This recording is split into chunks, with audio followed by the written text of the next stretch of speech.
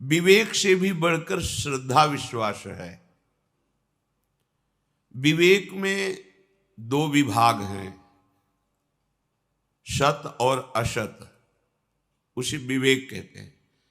पर विश्वास में दो विभाग नहीं है, विश्वास में एक ही है, मेरे प्रभु हैं। विवेक लगाने की जरूरत नहीं। विवेक वहीं लगाया जाता है जहां हमें जानना होता है, पर मान के जानना सहज है। प्रायः जानकर मानने की चेष्टा में जन्म के जन्म व्यतीत हो जाते हैं, क्योंकि सोई जाने ही जेहि देहु जनाई। अगर आपने अपना प्रीतम, अपना प्राणाराध्य प्रभु को मान लिया है तो वो आपको जना देंगे, ये आपके विश्वास का फल होगा। लेकिन आप जाने तो विवेक के द्वारा जन्म जन्म लग जाएंगे जानने में, क्योंकि विवेक में दो विभाग रहते हैं, ये सत है और ये असत है। जब तक दो विभाग रहते हैं तब तक काम बनता नहीं है। जीवन मुक्त अवस्था तभी आती है जब द्वैत विभाग का लय हो जाता है।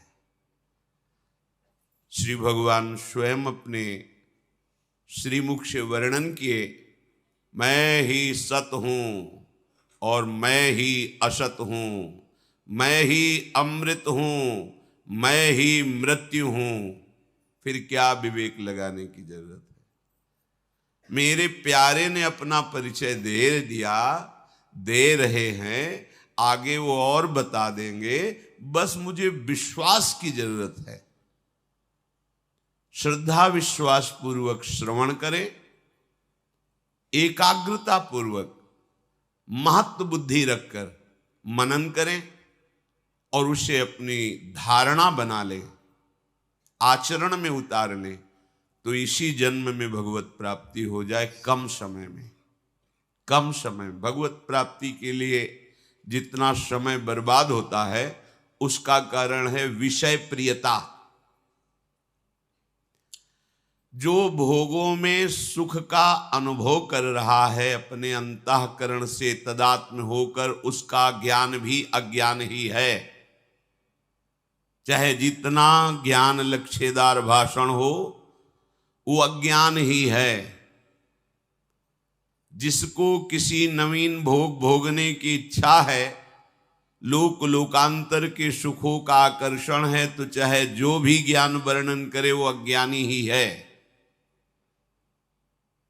जिसके हृदय की ऐसी स्थिति हो गई है, न सोचति न कांक्षति समः सर्वेषु भूतेषु मद भक्तिम लभते पराम। ना कोई सोच रह गई है, ना कोई चाह रह गई है, एकमात्र परम तत्व सर्वत्र विराजमान। बस ये भक्ति का परम लाभ उसे प्राप्त हुआ। इसे ही पराभक्ति कहते हैं। जब तक हमारे हृदय में भोगों के प्रति आकर्षण है तब तक अहंकार है। अहंकार है तब तक काम कुछ भी नहीं बना अध्यात्म का। इसीलिए बहुत दैन्य होकर भगवत परायण उपासक जन निरंतर अपने आप को प्रतिपल समर्पित किए हुए भी समर्पित करते रहते हैं। प्रतिपल समर्पित हुए भी समर्पित करते रहते हैं। तब उनके हृदय में बोध होता है सब कुछ श्री भगवान हैं। ये अंतिम बात है, ये अध्यात्म की पूर्णता की बात है। यहां से प्रेम मार्ग प्रारंभ होता है। ये शांत भाव है। अब द्वंद्वों से वो पराभव को प्राप्त नहीं होगा। जो द्वंद्वों से पराजित नहीं होता वो हृदय भगवत प्रेम रस का पात्र बन जाता है। जो द्वंद्वों से मुक्त हो गया है वो जीवन मुक्त परमहंस भगवत प्रेम में जाना चाहे तो उसके लिए मार्ग खुला है। अगर मोक्ष पदवी स्वीकार करना चाहे तो जीते जी वो मुक्त हो गया। ये भगवत मार्ग है, ये अध्यात्म मार्ग है। ये अंतिम अध्यात्म की ऊंचाई है। ना कोई जड़ है, ना कोई चैतन्य है, ना कुछ सद ना असद, एक ही पर ब्रह्म परमात्म तत्व। हम राम बोले, हरि बोले, कृष्ण बोले, जो भी नाम बोले, वो एक ही परम तत्व है। ऐसा वाणी से नहीं, ऐसा उसको अनुभव हो गया है, ऐसी उसकी स्थिति है। श्री भगवान स्वयं बोले हैं श्रीमद् भागवत में, अहमेवा शमेवाग्रे नान्यद यत् सद सत्परम पश्चादहम यदेतच्च यो वशिष्येत सोऽस्म्यहम्। सृष्टि के पहले मैं था, मेरे सिवाय कुछ नहीं था। सृष्टि जो उत्पन्न हुई वो मैं ही हूं, मेरे सिवाय कुछ नहीं है। सृष्टि का जब लय हो जाएगा तो मैं ही हूं, मेरे सिवाय कुछ नहीं है। मैं वही श्री कृष्ण चंद्र जी कहे, साध असाध सब कुछ भगवान। ये अध्यात्म की अंतिम स्थिति ये विश्वास से जागृत होती है।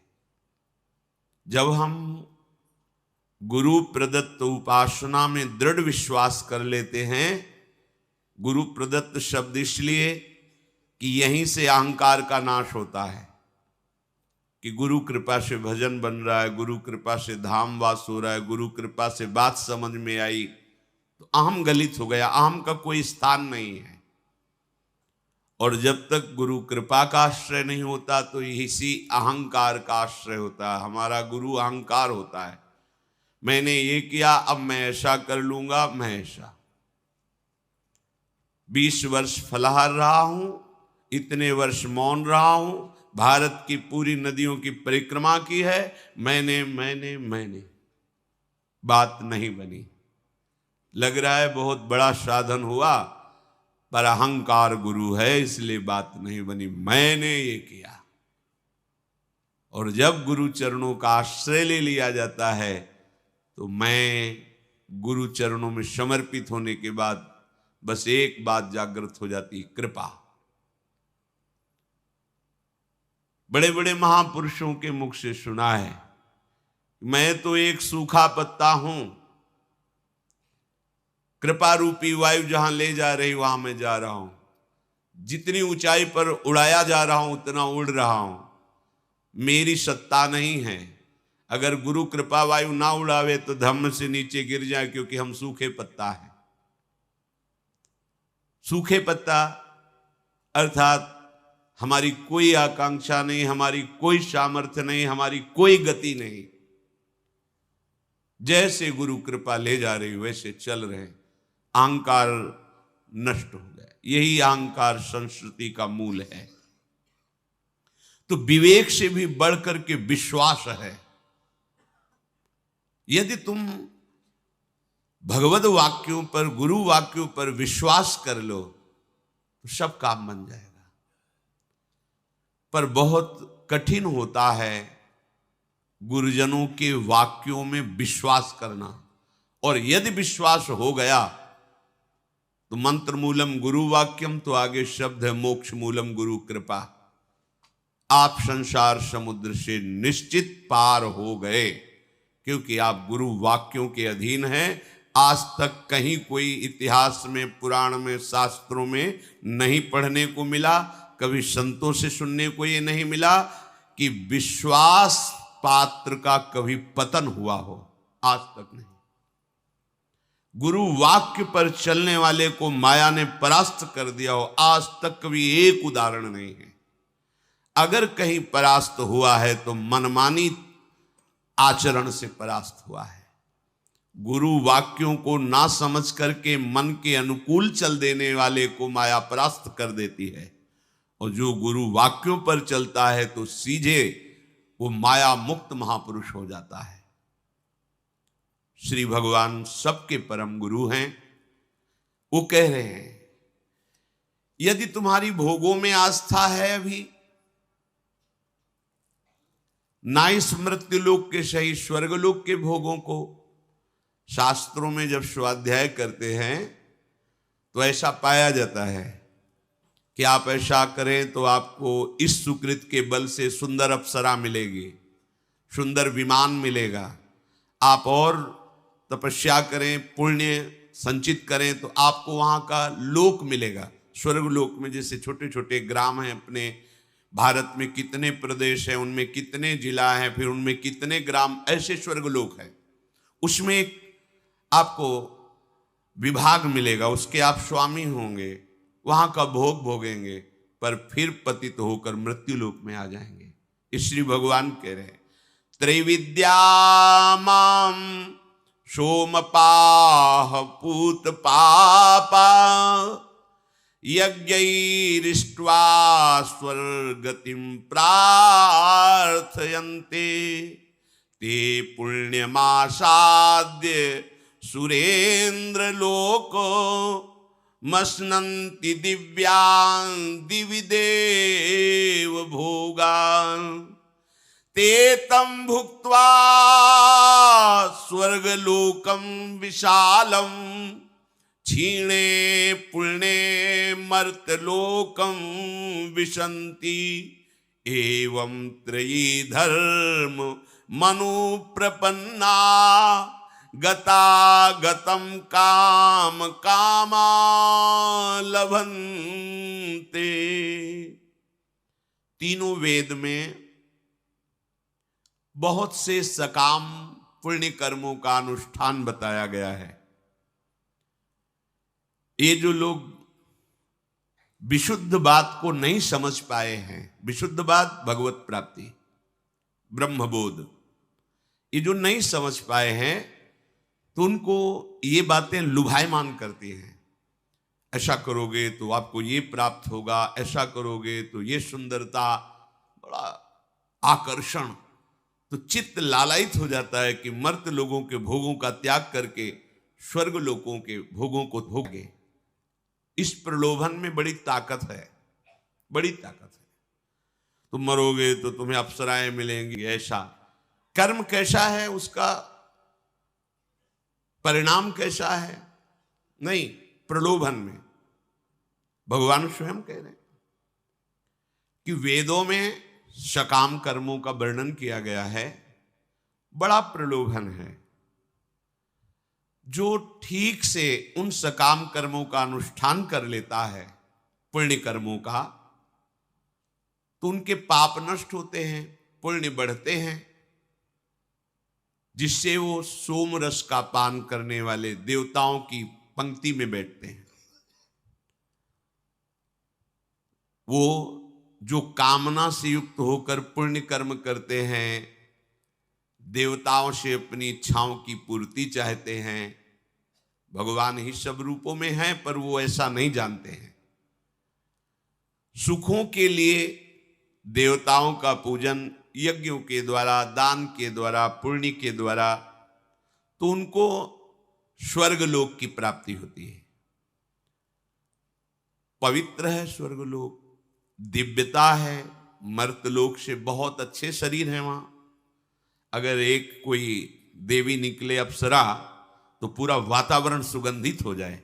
जब कोई अप्सरा चलती तो आसपास उसके, जैसे यहां कोहरा होता है, ऐसे बादल चलते हैं। जिसको दर्शन देना है या जिसके पास जाना है उसी को वही देख सकता है, दूसरा नहीं। बड़ा दिव्य, तो चित्त आकर्षित होता है कि ये सब आपको मिलेगा, और मिलता है। जो पुण्यात्मा जन हैं, उस तरह के पुण्य करते हैं, उनको प्राप्त होता है। वो देवताओं के साथ सुंदर विमानों में, अप्सराओं के साथ देववन में विहार करते हैं, पर वे ज्यादा दिन नहीं रुक सकते। जितना पुण्य है उतना भोगा, और भोग कर पुण्य क्षीण होने पर फिर इसी मृत्यु लोक में आ जाते हैं। इसलिए तीनों वेदों में जो सकाम कर्म कहे गए हैं, जो पुण्य कर्म कहे गए हैं, जो धर्म कहे गए हैं, वो भोगों की तो प्राप्ति कर सकते हैं पर आवागमन चक्र से नहीं छूट सकते। तो फायदा क्या हुआ? एक थोड़ा लंबी नींद, उसमें थोड़ा अच्छा स्वप्न, पर जगे तो फिर वही पुण्य छीड़े मृत्यु लू के काम नहीं बना। इसलिए सावधान रहे। हमारे अंदर ये जो भोगों की कामना है स्वाप्निक है, पर है बहुत आकर्षण, बड़े बड़ों को लुभायमान कर लेता है, लेकिन छोटों को लुभायमान नहीं करता। इसीलिए त्रणादपि सुनीचेन, बड़े मत बनो। बड़ों बड़ों को लुभायमान कर लेता है। बोले तुम क्या चीज हो? बड़े बड़ों को तो कर लेता है, लेकिन जो त्रंते नीच अपनपो का है, सेवक जी कहते हैं कि तुम बड़े मत बनना, छोटे बनना। जब तुम छोटे बनोगे तो तुम्हें देखने ही नहीं दिया जाएगा जिनसे लुभायमान हो जाता है। भगवान ऐसे ढक लेंगे, मेरे को देख, ये मेरी माया है, इसको मत देख। वो बचा लेते हैं। अगर देखने की भी चेष्टा करोगे तो तुम्हें दंड दे देंगे, भयभीत कर देंगे, उधर जाओगे ही नहीं। भक्ति बहुत सुरक्षित मार्ग है, बड़ा महिम मार्ग है। जितने वैभव, जितनी सिद्धियां, जितने लोकांतर के सुख, वो आपको ब्याज में मिलेंगे। मूल में तो श्री भगवान मिलेंगे, भगवान तो मिलेंगे ही। लोकांतर के सारे सुख आपको घेर लेंगे। और यही तो चाहते हो ना, तो किसी और से नहीं, प्रभु श्री कृष्ण से। मान लीजिए ये जो देवताओं की आराधना है, ये श्री भगवान की ही आराधना है, पर आप उन्हें श्री भगवान नहीं मानते, अमुक देवता, तो फिर वो उतना ही हिसाब करेंगे जितना आपने कर्म, पुण्य कर्म किया, बस इसके आगे नहीं। और यहां कृपा सिंधु भगवान का दरबार ऐसा है, लाडली जी का दरबार ऐसा है कि राई के सम भजन को मानत मेरु समान। थोड़ा सा श्री जी के प्रति सेवा भाव बन गया, थोड़ा सा श्री जी का भजन बन गया, तो श्री जी बहुत कृपालु हैं। तो कहती है, अरे ये तो बहुत हमारा नाम लेता है, ये तो हमारी बहुत सेवा करता है। लेकिन देवताजन उतना ही करेंगे जितना आपने किया है, बस।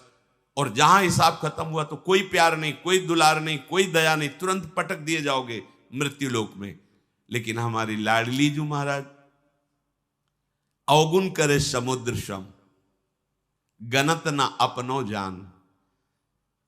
ये मेरी शरण में हुआ है, ये राधा नाम लेता है, एक दो अपराध नहीं, सैकड़ों अपराध बन गए तो लाडली जो गिनती ही नहीं। पर इस दरबार का परिचय सबको सहज में नहीं प्राप्त होता, क्योंकि अलक्षम राधाख्यम निखिल निगमई रप्यतितराम बहुत छुपा के रखा गया है, वेदों में भी गुप्त रखा गया है।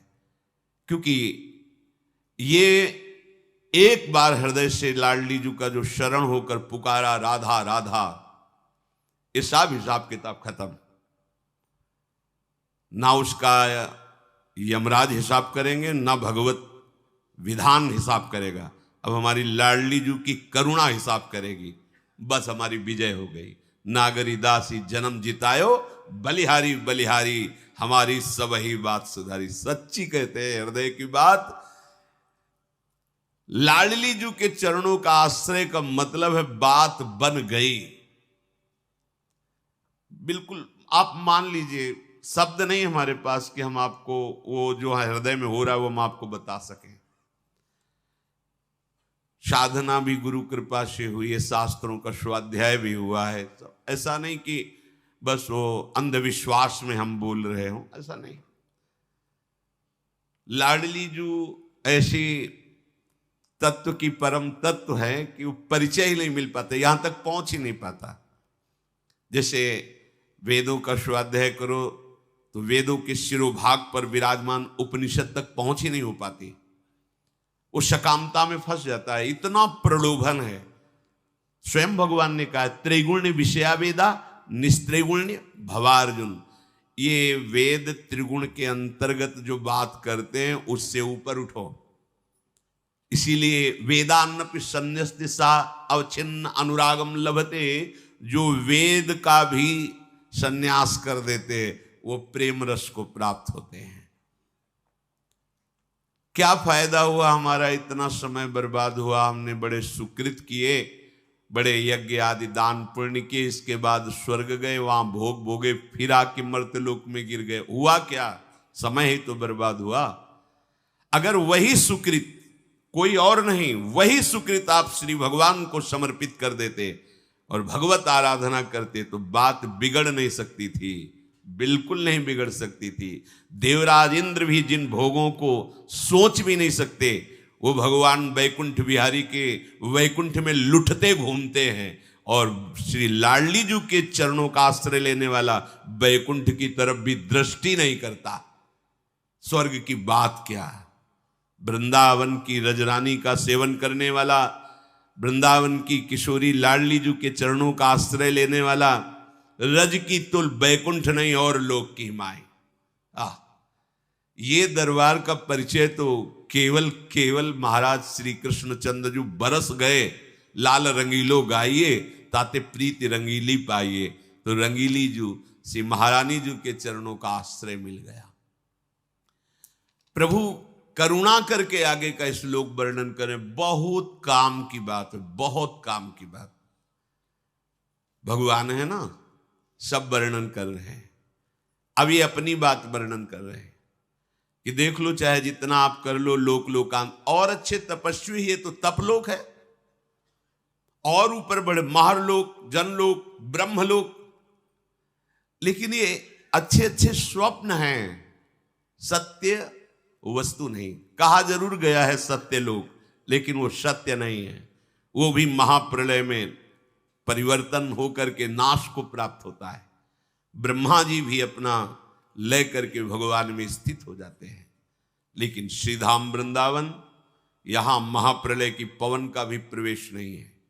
जो चिदानंद लाडली जी का निज महल है यही है। जैसे सामने पांच भौतिक शरीर में एक पुरुष दिखाई दे रहा है, लेकिन वहीं एक सहचरी विराजमान है, आपको दिखाई दे रहा है? नहीं, चश्मा बनवाओ, ठीक से दिखाई देगा। भगवत ऋषि जी कह रहे हैं, चश्मा नित्य विहार को दियो बिहारिन मुंह। ये लाडली जो देती चश्मा, यहां चश्मा वाले नहीं बनाते चश्मा, ये लाडली जो देती है। चश्मा नित्य विहार को दियो बिहारिन मुंह। अब दृष्टि खुली, अब ये नहीं दिखाई देगा पांचभौतिक से, सीधे स्वरूप दर्शन होगा।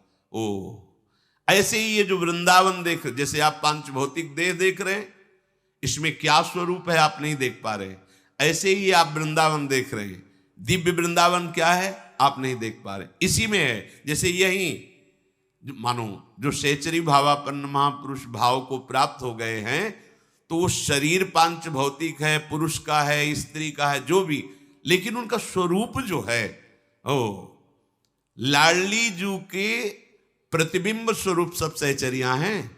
जैसे दर्पण में दिखाओ तो एक ये लाडली, एक ये लाडली, ठीक वैसे ही जैसी लाडली जू ऐसी लाडली सहचरियां हैं। करोड़ों लक्ष्मियों को मूर्छित कर दें, इतनी सुंदर है, पर वो हम देख थोड़ी पाएंगे। उसके लिए हमारे हरिवंश नेत्र होने चाहिए।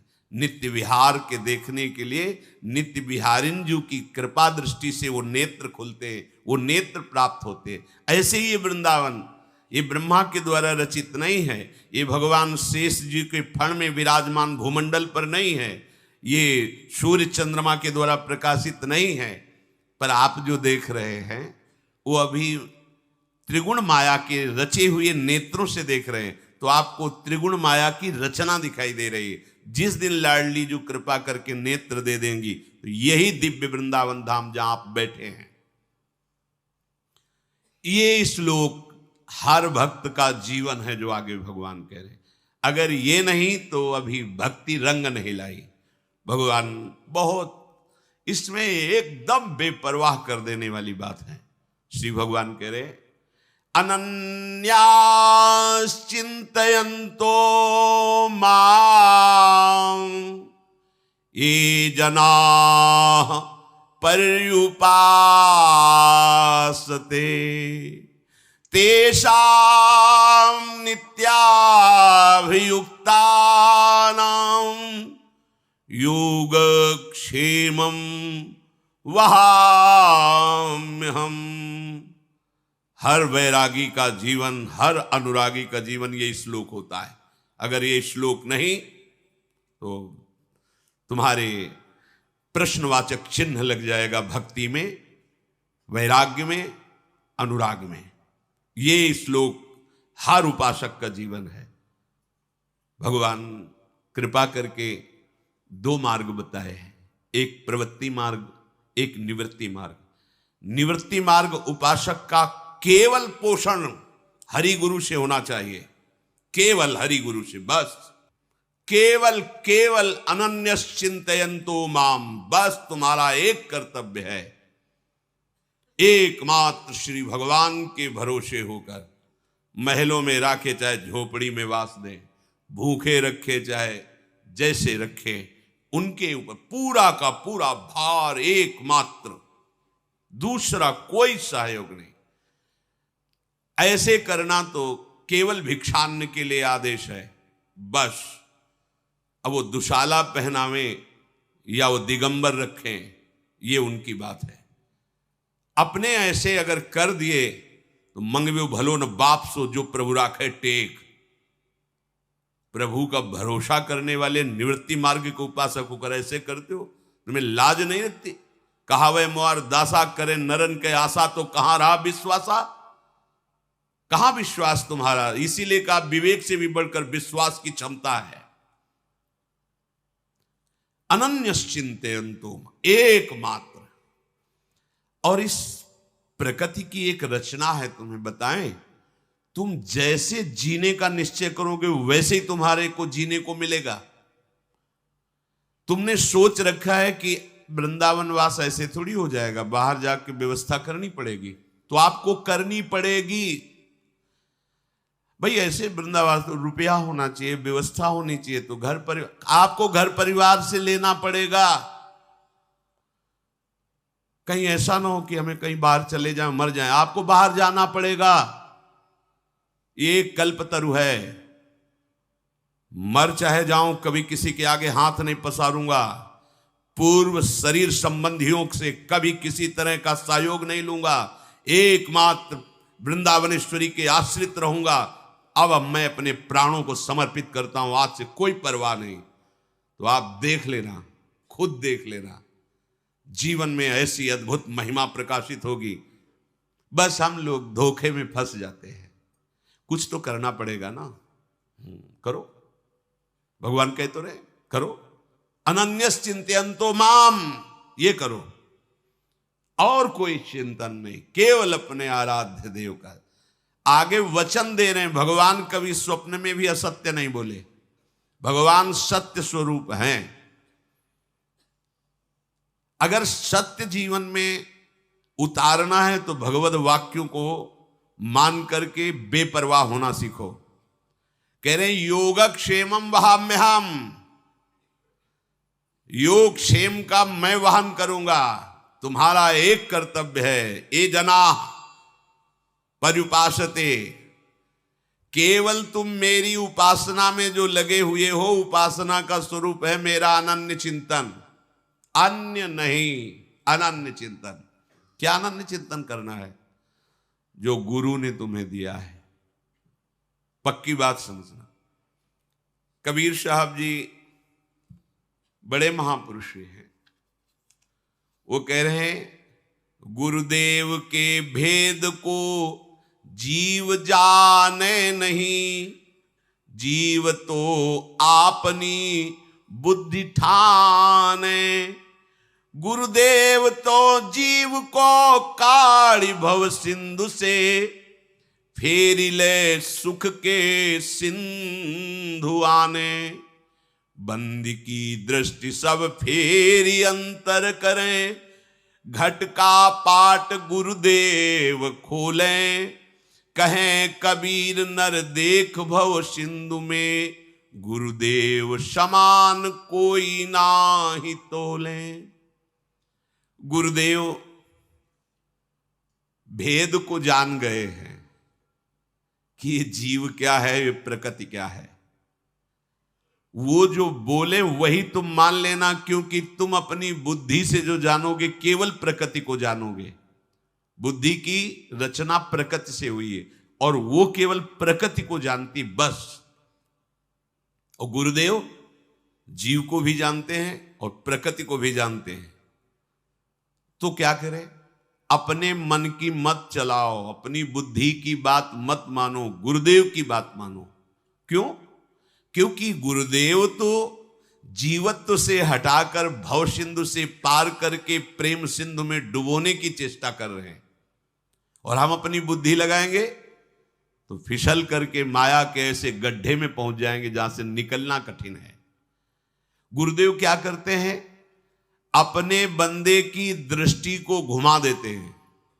कैसे घुमा देते हैं? तुम्हारा कोई नहीं, ये संसार स्वप्नवत है, बिल्कुल असंग, बिल्कुल असंग, ये प्रलोभन इंद्रियों के भोगों का बिल्कुल मिथ्या है, एकदम सावधान, अंतर्दृष्टि में आ, बाहर दृष्टि बंद कर।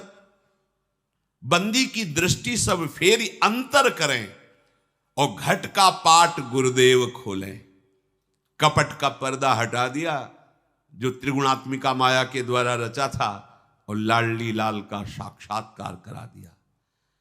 कहे कवि नर देख भव सिंधु में, गुरुदेव समान कोई ना ही तौले। गुरुदेव के समान अगर तराजू रख के देखा जाए तो कोई नहीं है अपना हितैषी, क्योंकि भव सिंधु में डुबोने वाले तो करोड़ों मिलेंगे।